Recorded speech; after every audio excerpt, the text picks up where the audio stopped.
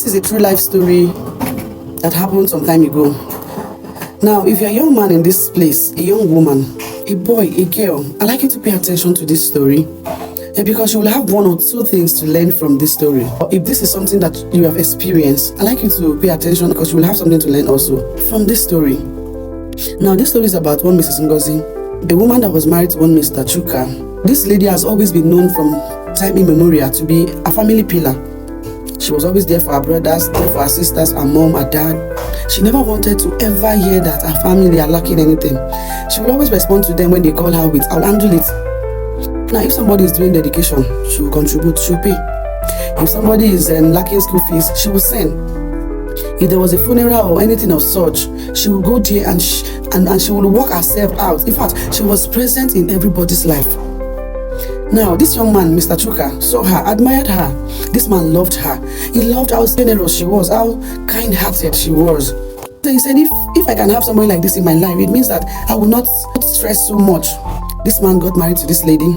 This admiration that this man had for this lady after some years started turning to frustration. Why?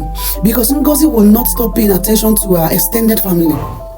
Ngozi was so much involved in her extended family that whenever they call her, she will pick.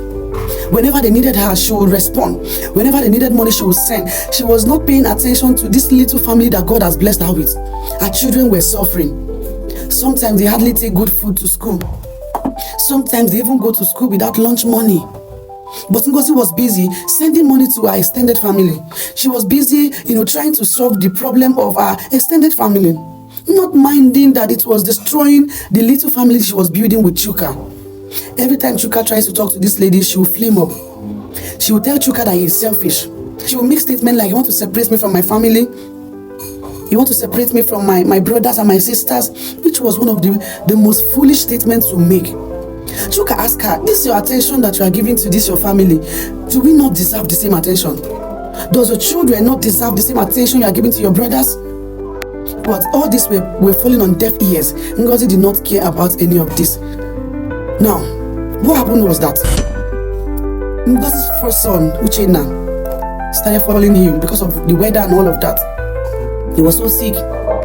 And now Chuka's salary was delayed. He was not paid for some months. Chuka was begging Ngozi, "Ngozi, please help me from your savings. When I'm paid, I'll give you back.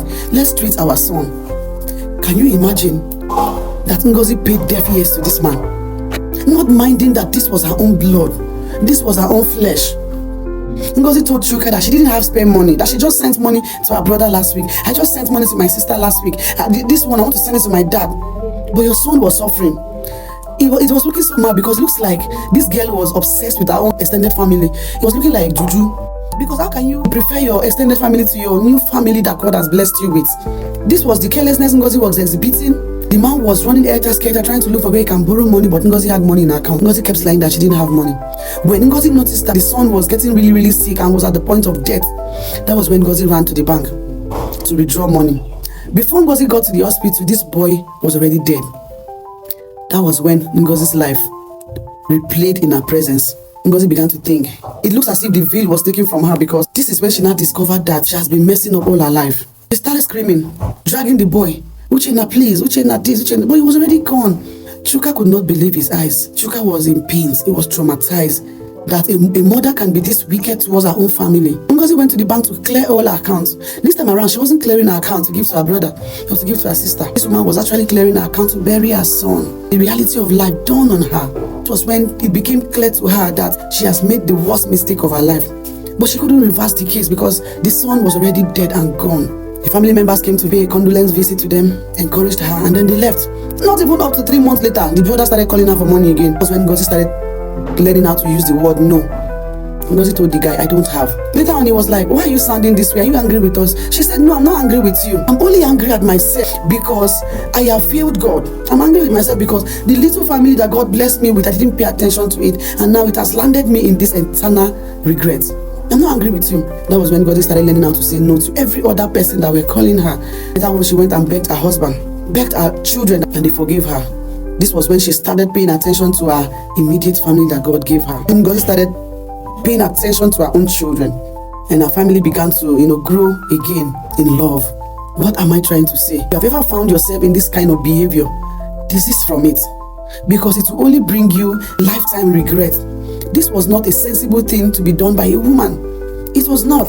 No wonder the Bible says in Proverbs chapter 14 from verse 1 that the wise woman builds her home, but the foolish one tears her home down with her hands. So I'm here to encourage you, dear women, that your kindness is precious, but your best ministry is your home.